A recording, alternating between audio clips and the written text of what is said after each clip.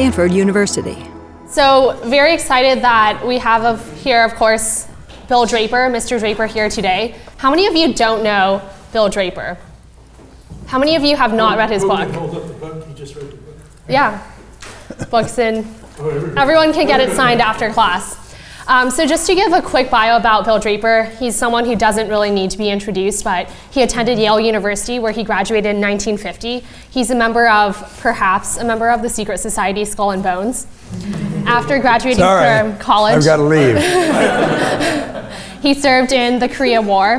He attended Harvard Business School, and in 1959, Mr. Draper left Chicago to work as an associate at his father's newly formed venture capital firm, one of the first VC firms in Silicon Valley, and arguably, I guess, the first venture capital firm on the West Coast. Yep. And then in 1962, he left that firm to actually co-found his own venture capital firm called Draper and Johnson Investment Company with his good friend Pitch Johnson. In 1965, got a little bit bored, so started another venture capital firm called Sutter Hill Ventures, which to this day still remains one of the top venture capital firms in the country. He's also served a number of years in government in a number of public service roles. From 1981 to 86, he was president and chairman of the Export and Import Bank and was appointed to the position by President Reagan. He also has served in the UN and was the second highest ranking official there in the United Nations in 1986, so I have a couple of questions about that later as well. And then because he just couldn't do enough, in 2002 he founded the Draper Richards Kaplan Foundation, which I really admire as one of the top and leading global venture philanthropy funds, so have really seen success both in the for-profit venture space as well as both in social ventures and philanthropy. So format for today's class is, I have a lot of questions because Mr. Draper has had a rich background in terms of the rise of Silicon Valley and Sand Hill Road, some of your experiences in founding VC funds, some of your experiences in government and philanthropy, and then at any point, feel free to interrupt and ask additional questions, but we're gonna try to cover at least most of those different topics today, starting with the rise of Silicon Valley and Sand Hill Road. So I guess you joined your father's fund and accepted your first VC position in 1959, and it was the first firm of its type in the West. The company, your father's fund, literally started the Silicon Valley scene when it set up shop right here on Stanford campus, and this was no accident. Can you talk a little bit about the role of Stanford in venture capital and the tech world, and especially as you saw it shape up? Yeah, Stanford, in 1959, Palo Alto was a little town. There were lots and lots of orchards in Sunnyvale and Mountain View. It was a very laid-back area. And so when we came out here, I was one of 5 young guys to join my father's firm. There was a feeling that this is a sleepy little area, and there was none of us dreamed that it would become what it has become today, Silicon Valley. And Fred Terman, I think he might have been called, this might be called Terman Valley, because the man was very much a visionary. And he was head of engineering, dean of engineering here at Stanford, and had the realization that, these engineers would create a great product, but if it weren't tied up with some business types, it wouldn't go anywhere and there wouldn't be any value in it. So he had the idea of bringing business people together with some of the great products that were being created here in the engineering department. He later became provost, as some of you know.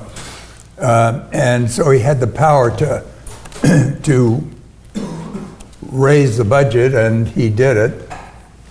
I went to Yale, and at the same time, a guy who taught me history was elected president of Yale. And one of the worst things he did as president of Yale, the worst, was deciding that engineering is like dentistry. And really, you don't teach dentistry at Yale, you teach biology and chemistry and physics, but not engineering or dentistry. So the budget came way down at Yale. We were about even in 1959, Yale and Stanford, in the engineering departments. So I give Fred Terman a huge amount of credit for leading Stanford into what it is today, the center of research. That somebody here graduated from MIT, and I think even an MIT graduate would agree that Stanford is leading the way in engineering, or at least certainly comparable to the great name of MIT. So that's the first message I had about Stanford and its importance to the area and to the success of Silicon Valley. A few examples. Fred Terman introduced, they both had gone to Stanford, Bill Hewlett and Dave Packard. Hewlett he was the engineer that had the ideas. Packard was working for General Electric at the time and was a businessman, and he put the two of them together, gave them some property. You can't give the property on the Stanford campus, as you know. It's all leased by terms of the will that Leland Stanford made. 9,000 acres is still intact, which is great. And so they leased in a 199-year lease the property to Hewlett and Packard. And that was kind of the beginning. That was back in just as the war was breaking out in 1940. So anyway, we came in 1959 as the first venture capital company, and we were given the same small plot of 1 acre, I suppose, on Welch Road here in Welch Road. I hated the name Welch Road because you shake hands on a deal, in the venture world, and a deal is a deal, and your word is as good as your honor, and the honor is as good as your word. And Welch Road is not really we didn't want to welch on any deals, but anyway, we started on Welch Road, and Draper Gaither and Anderson was the very first venture capital company in the West. The Anderson had run the 8th Bomber Command out of London during the war and bombed Berlin. There was a movie about him and about that whole effort called 12 O'Clock High. And some hotshot movie star played his part.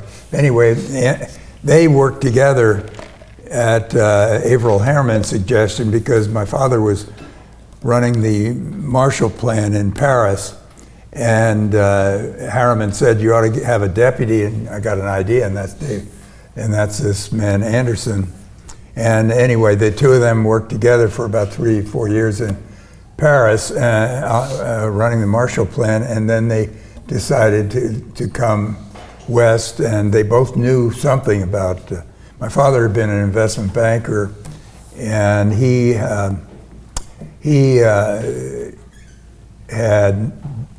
helped do, his firm was picked to help finance or lead the financing of the Oakland Bay Bridge.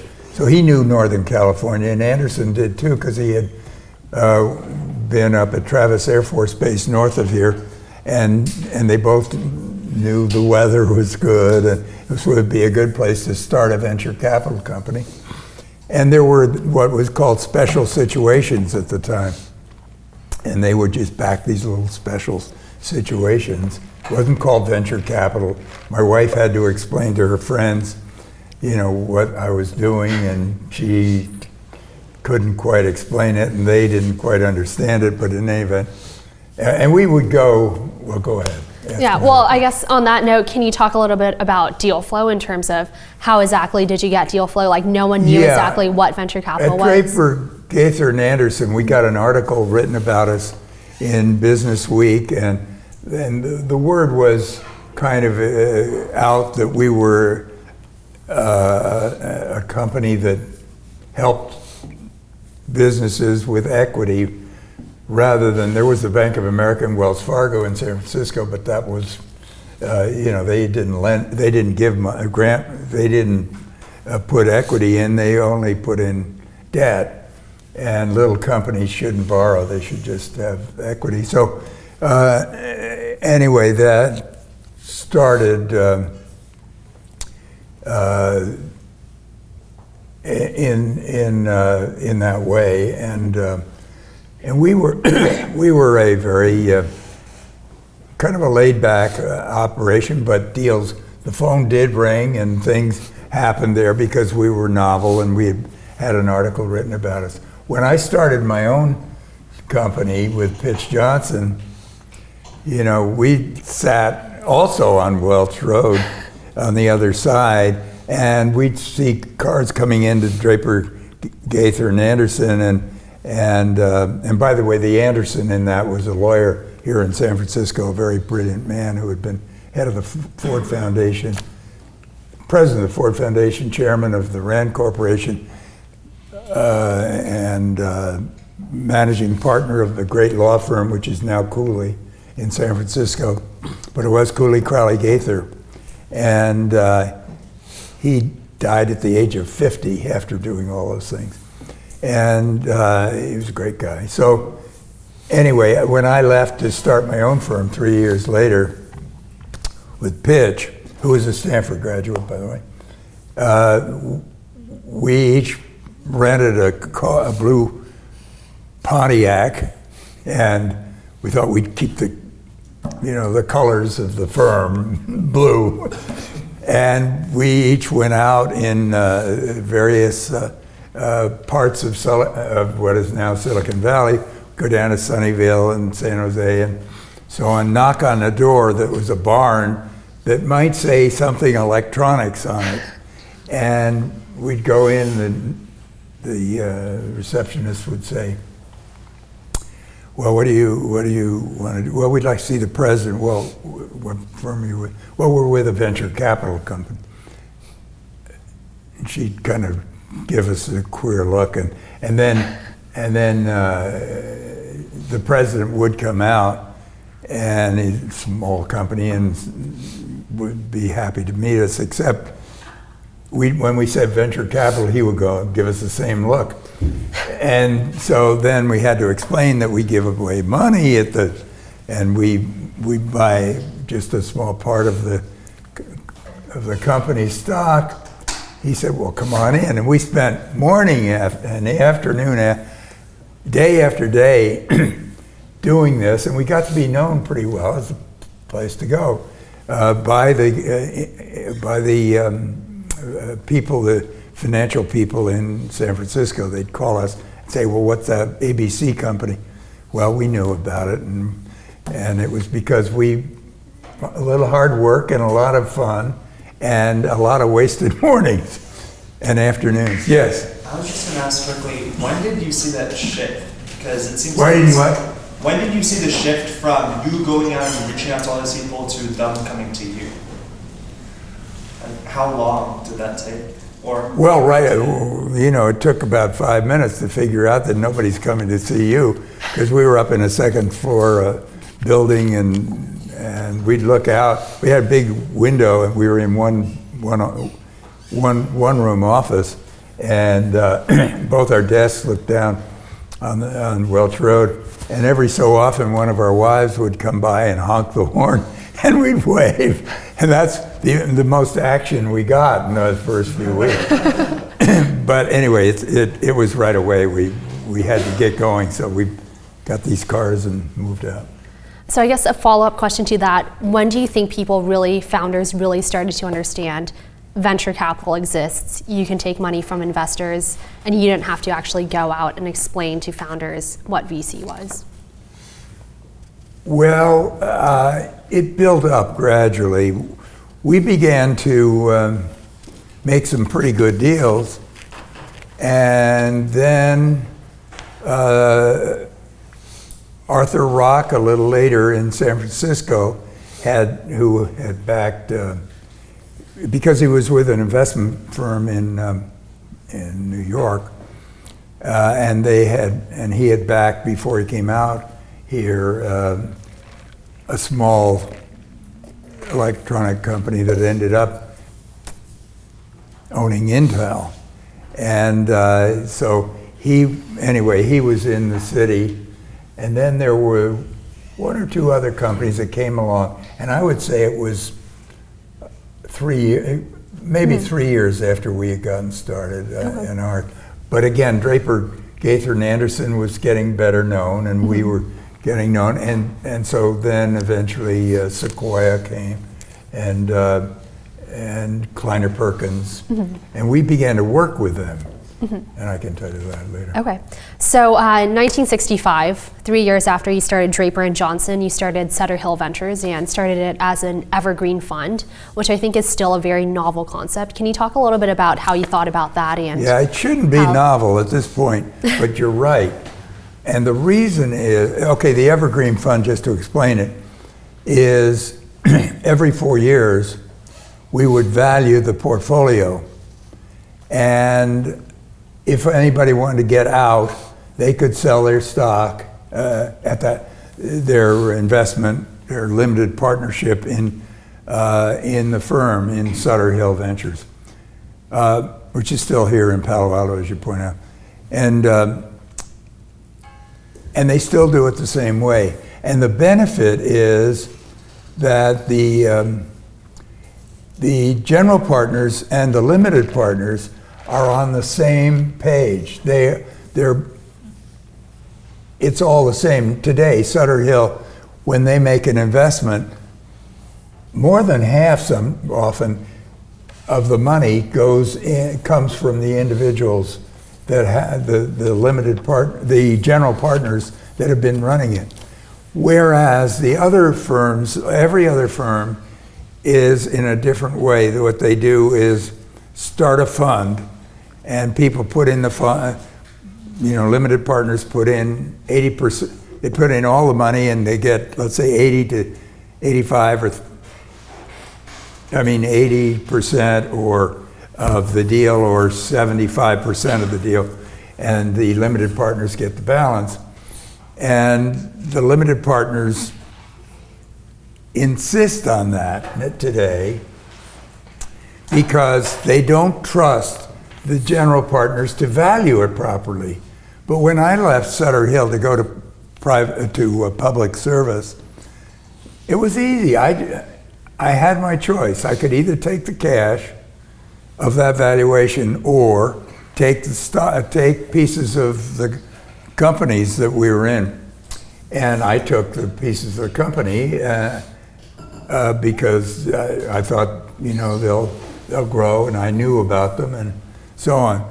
But anyway, limited partners don't like that, except the limited partners in Sutter Hill, who are all the same. Well, there was a company called Genstar, Canadian company, that backed us, that put the first $10 million into our firm and got us started at Sutter Hill. And they eventually, American Tobacco took, a big Canadian holding company, and American Tobacco took over that company and didn't like venture capital, so they wanted to get rid of it. So they got rid of it, but the ones that knew what we were doing were Princeton, Yale, Stanford, and I don't think Harvard. But the three of them all grabbed at the chance to buy the stock of Genstar, and they've been that way. They've been in that ever since. Nobody's talking about getting out, but if they wanted to get out, they'd get out on a fair basis, as I say. So you've founded, obviously, a number of firms. So we mentioned Draper and Johnson, Sutter Hill Ventures, also Draper Richards Kaplan. Also founded it with, Robin Richards, a Stanford GSB student at the time. How do you evaluate partners to work with in terms of partners to co-found these firms with? How do you actually, and I know you touch upon that a little bit in your book, but how do you just evaluate individuals to work you're with? talking about the partners that I would have in the firm, like Robin or Pitch. Yeah.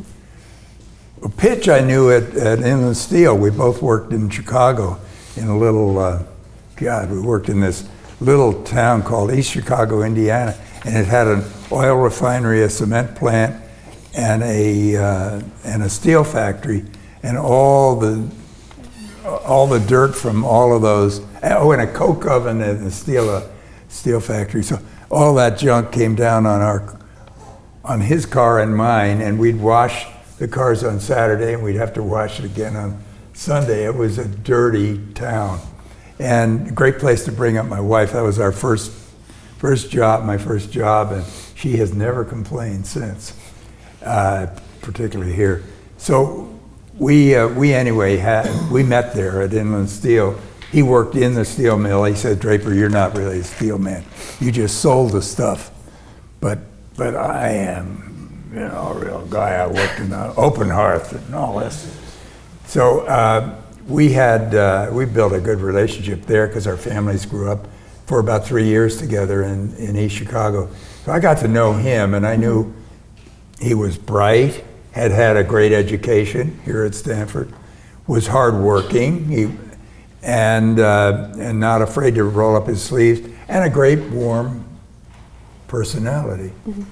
In the case of Robin Richards, I met her when I came back from public service, and I was kind of,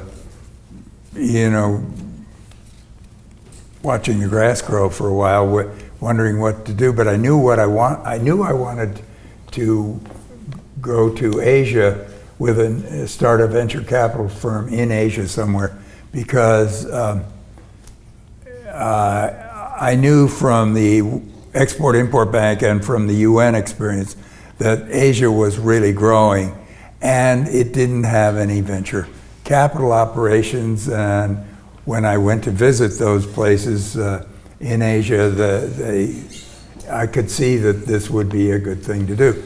She was, so then a friend of mine said, well, I would come to Stanford tonight, because this gal is getting credit for a study for me of Peru, I think it was, and I was thinking of doing some investing in Peru, so it might be interesting. So I went, and she didn't say much. She had pulled this group together.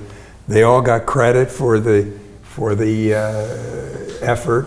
They had fun doing it, and there were about 4 or 5 of them that worked together. Well, this was Stanford Business School, second year. And so I went back, didn't think too much more about it, except I got an email from her. No, sorry, there were no emails. No email. I got a fax. And the fax said, let's talk about venture capital. I'd like to visit with you about venture capital. So we met the next Saturday for breakfast, and the breakfast went for about 3 hours. And I put together, you're asking me why did I think? And I thought, here's a girl from Atlanta with a warm, southern, charming personality. Here's a girl that asked me a lot of questions during that during that breakfast, so she was curious, and that's a very important trait in a venture capitalist. Here's a woman who had the initiative to fax me and not just let it go. She knew I had some experience in the venture world before with Draper Richards and starting in Sutter Hill. So she had the initiative to do something, and she had the initiative to pull all those people together. She had the initiative to get credit for it, not just do it out of the kindness of her heart. And she was Phi Beta Kappa, and a lovely person, still one of my very closest friends. It was an easy choice, and I knew before the end of the breakfast that I wanted her to be a partner. She knew she wanted to be a partner with me, and we had a deal. She knew how much stock how much of the company she was going to get, and we had a deal within a 3-hour breakfast. So it doesn't take long to size up brain power, education, warmth of personality, curiosity, and general strength of character, which you can sort of size up after a good conversation. So if you have a venture capital fund idea, or just any fund idea that you want to be Mr. Draper's next fund, send him a fax, right? Send me a fax. Yeah, I still do have a fax machine, but it's blinking on and off. And frankly, I don't know if it'll get through. I do have an email now, believe it. Oh, or email. So, okay, so on the topic Email at of Draper Richards.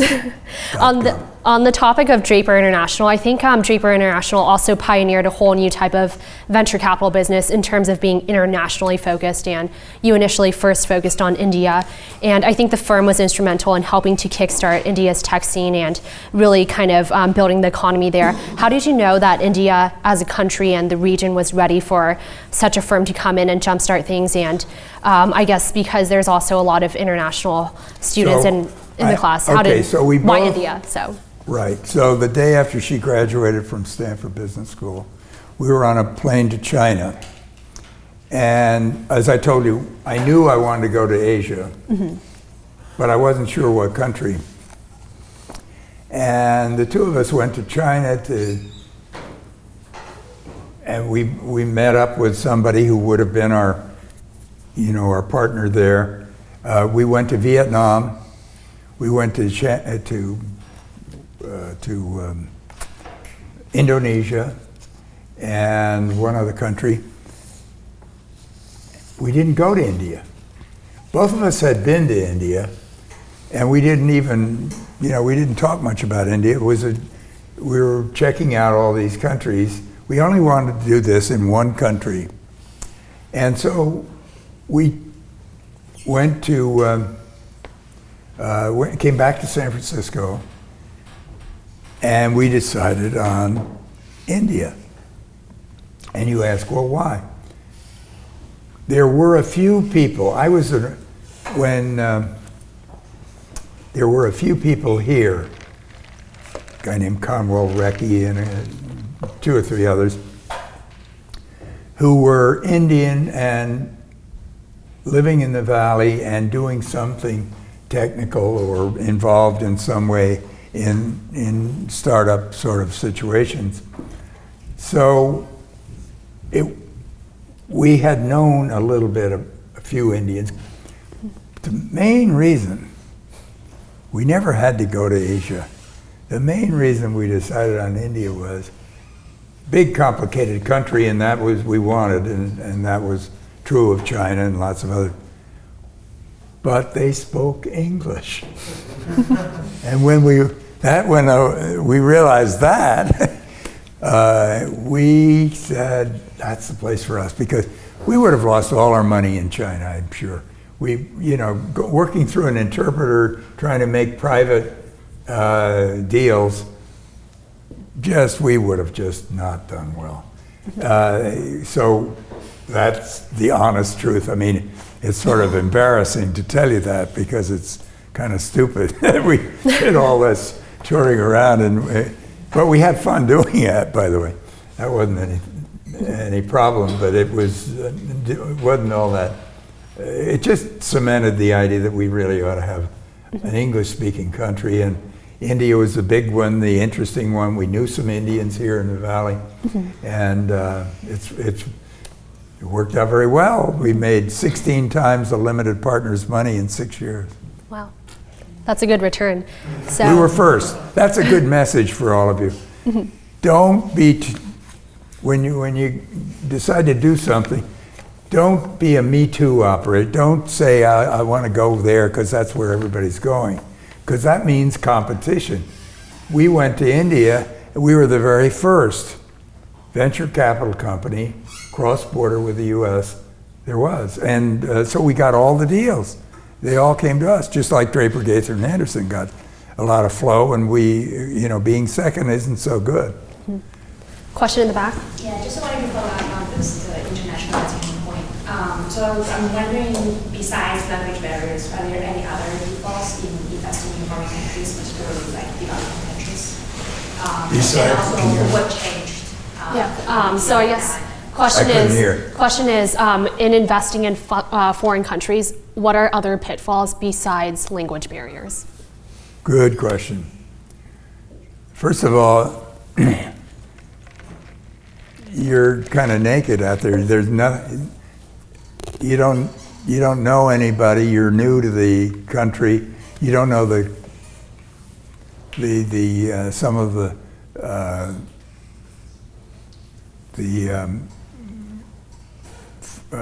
way in which they speak. They might mean, like the Indians. You ask a question, and we found that not to get all concerned just because they're going.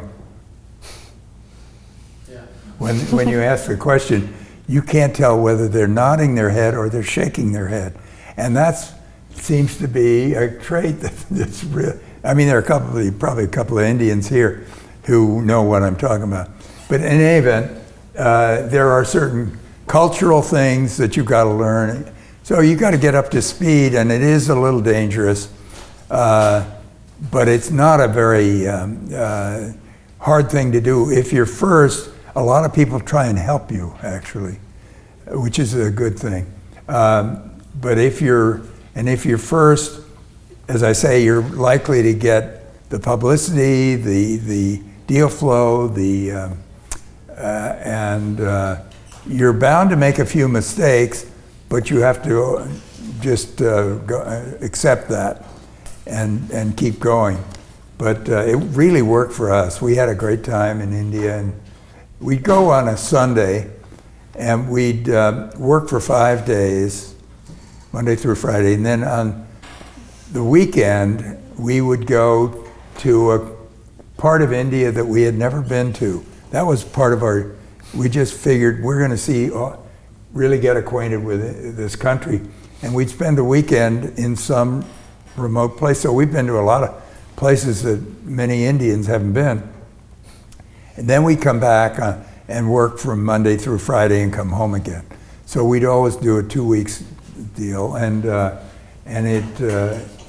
we had a couple of very good partners, one in Mumbai and one in Bangalore, and they were Indians who we had selected to help tee up our deals, so that when we'd go there, we'd have a full plate to work on. Mm-hmm. So on the topic of kind of international investing, so your son... I keep backing up further, but there is an end to this. We'll go closer up. So your son founded a firm, Draper Fisher Jurgensen, DFJ, which developed the DFJ network, which is kind of this network of independent venture capital firms around the world. Draper Fisher Jurgensen. Mm-hmm. And then I think that model has changed again, but can you describe kind of this innovative system that DFJ spurred, which was all these different independent firms that were still tied back to? To be perfectly honest, I don't fully understand. Mm-hmm. You're talking about the distribution mm-hmm. in different countries yep. of different, and kind of a network, mm-hmm. a VC network. Mm-hmm. Yeah, Tim started that, and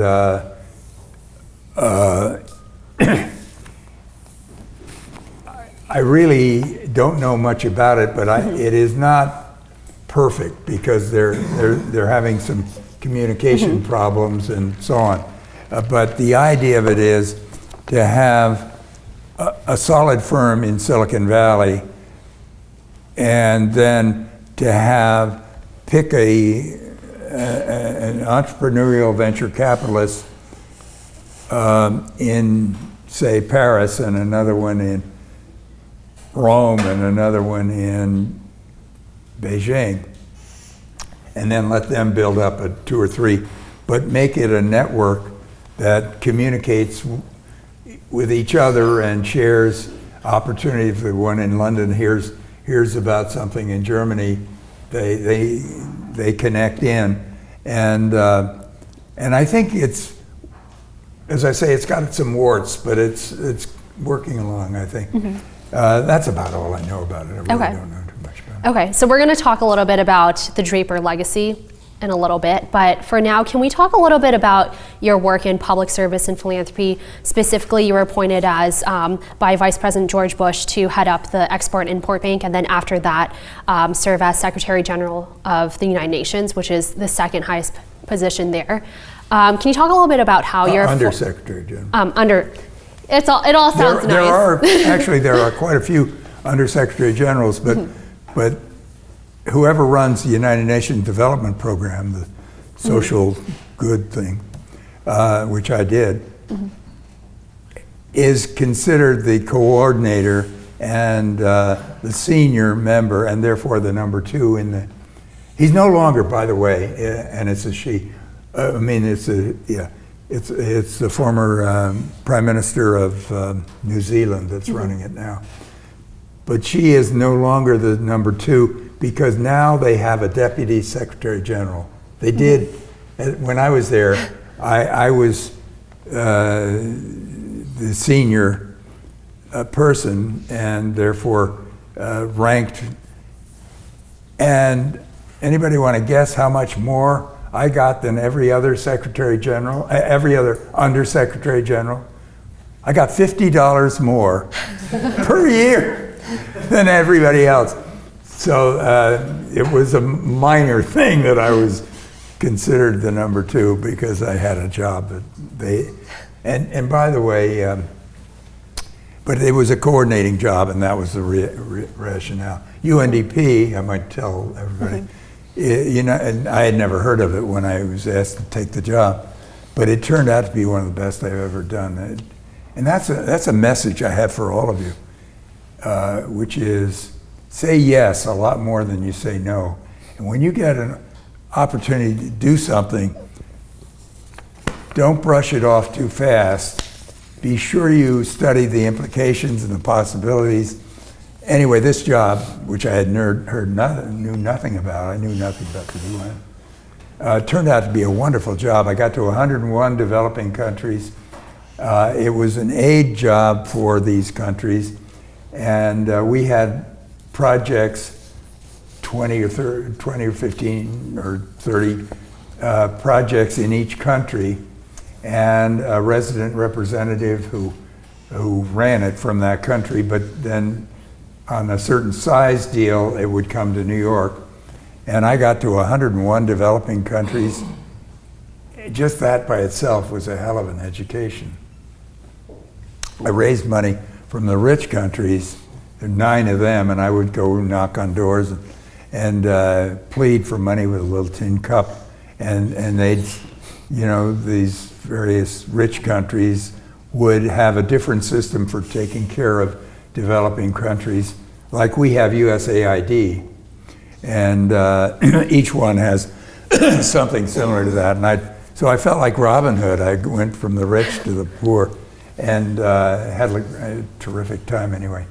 And a great, wonderful group of people. The UN gets a bad rap. It isn't, for example, Burkina Faso, the UN is made up of 3 parts, basically. One is the General Assembly, where every country can talk to every other country. And so Burkina Faso can be in the General Assembly, make a speech, and when they speak, maybe they say, hey, the United States is just terrible and they're not doing things right.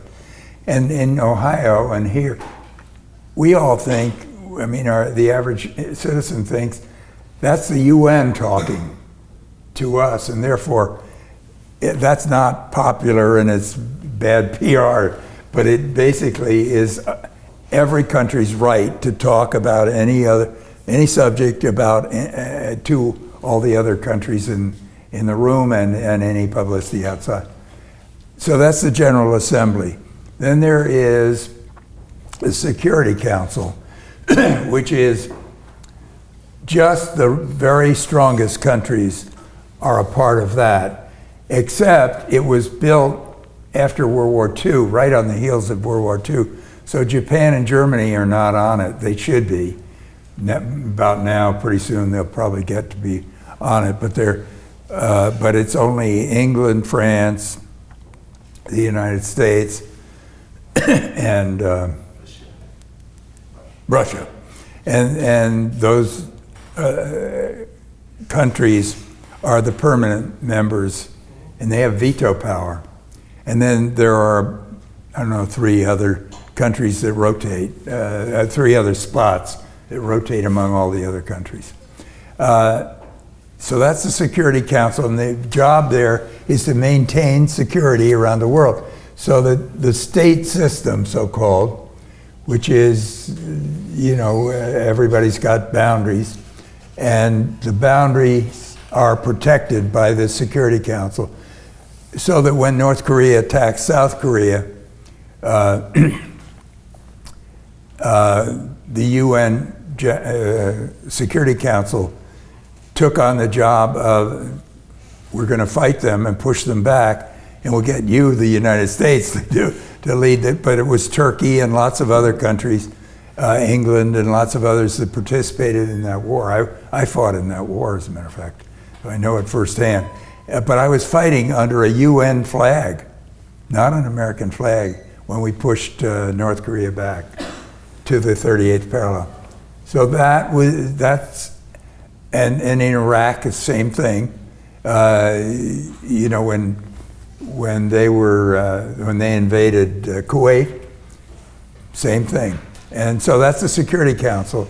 And the third part is the part I was a part of, which is all of the social good programs, UNICEF, an environmental program, the World Food Program, the World Health Organization, and the United Nations Development Program, which, as I say, was a coordinator. So I guess, why did you decide to go into public service and philanthropy after a career in venture capital, and how did your career in venture capital help shape and help you and benefit you in public service? Okay, probably my father had been very active in both, not only in venture, he wasn't that active in venture capital. He had a career that was very thorough and had completed a lot of things in the investment banking world and also in public service. And probably he was my inspiration to go work in Washington when they asked me, when Reagan was elected. And I had worked for George Bush, who against Reagan, as a matter of fact, but Bush was given some slots, I guess, and in Washington, and asked me or it was actually Reagan's the personnel operation that asked me to come back and take over the Export-Import Bank of the U.S. But I think it was my father probably so again, back to you guys. Say yes more than, so here's a change, a big change. I've been in the venture capital business all my life, done very well. Sutter Hill was booming, and I walked away from a lot of money. I mean, I got the stocks that we had done in there, but it's gone on, and those guys that had stayed around are a lot richer than I am. But that's another message. Money is very helpful, and I would not suggest you ignore it. I would be happy to take any money that comes your way, but I also recommend that you think your life is pretty short. Your time is really much more valuable probably than the money. Go for it. Go for the risk. Go for something that's far out, because you'll have a great experience. You can always back out of it and do something else.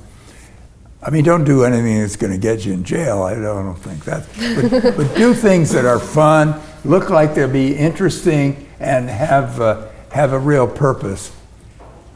And the other piece of advice I have, and you wanted to ask me some advice at the end of this, and it's getting pretty close.